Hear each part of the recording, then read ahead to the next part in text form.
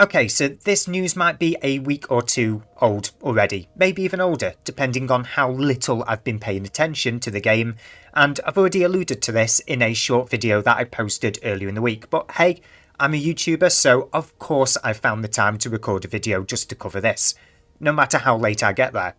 What I'm talking about is DR2, Dormant Realm 2 Before the Abyss, and the spawn locations for each player, which have changed.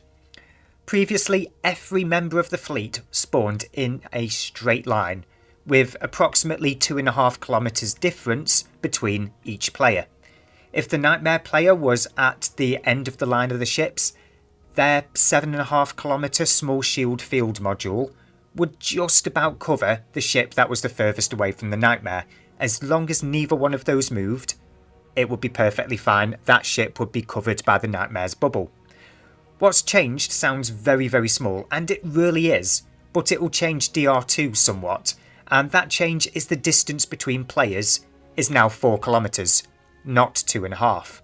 This means that with the Nightmare at the end of the line, you'll have 2 pilots outside of the bubble at the very start of the encounter.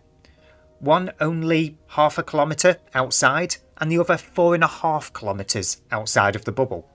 In the example video that I have up on the screen throughout this video, both myself and the other player outside of the bubble had to fly back into the safety of the bubble, and after I started actually reading Alliance chat, I saw quite a few people putting forwards their thoughts and ideas on where DR2 might go from here.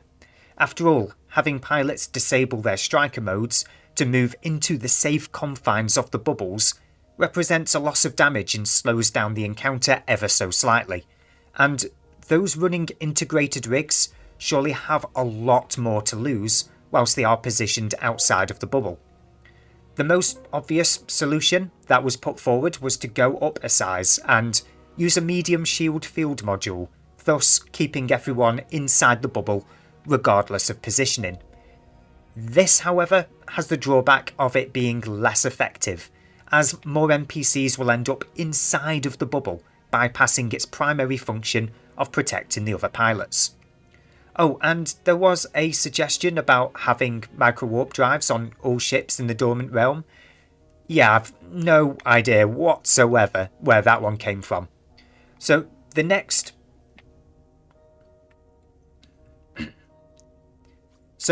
followed probably the most common sense solution of them all.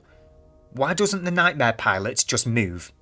At the start of the encounter, just move. Maneuver the Nightmare into the approximate centre of the ships. Precision isn't at all required. Just select the furthest away fleet member and set approach to say 6 kilometers. And all done, nobody else has to move, disable abilities or refit their ships.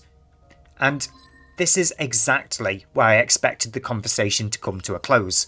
Maybe with a reminder that the professionals with enough DPS on field can run the encounter comfortably without the need of a Nightmare.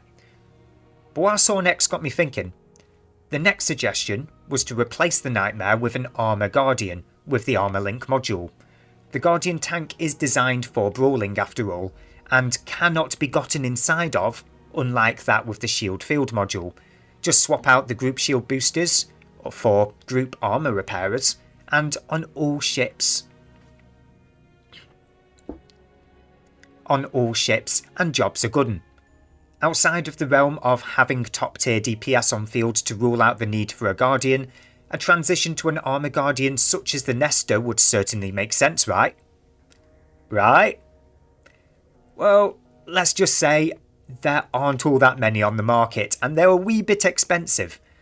And the next best option is a battlecruiser, such as the Tech Level 9 Prophecy Guardian. Yeah, I think most of us might be giving it a pass on that one. So for now, unless more changes or potential solutions come our way, the simplest solution appears to be our best option. The Nightmare pilot simply needs to reposition to get everyone back inside of the bubble at the start of the fight.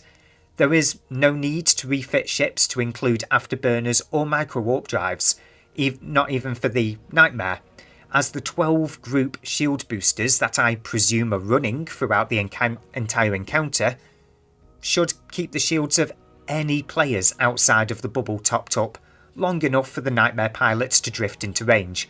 After all, the damage levels at the very start of the encounter aren't that significant, and there should be no need for the DPS players to reduce their DPS for safety concerns. All of that said, some of you will be looking at your fittings after all of this and saying, your DPS is dope, in which case, grab a few Corpo Alliance mates who have come to the same conclusion about their fittings and try to run them without a Nightmare and save yourselves this headache when there are future nerfs that come along to running Nightmares in Dormant Realm 2. But anyways, that's my take on what's going on with Dormant Realm 2 at the moment in EVE Echoes. Don't forget to really tickle that subscribe button, and I mean really tickle it. According to this channel's analytics, 67% of you are not subscribed, and with just a click you can make that dream of hitting 1,000 subscribers all that much more closer.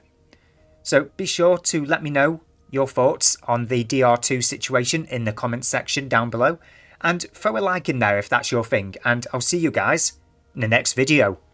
Fly casual.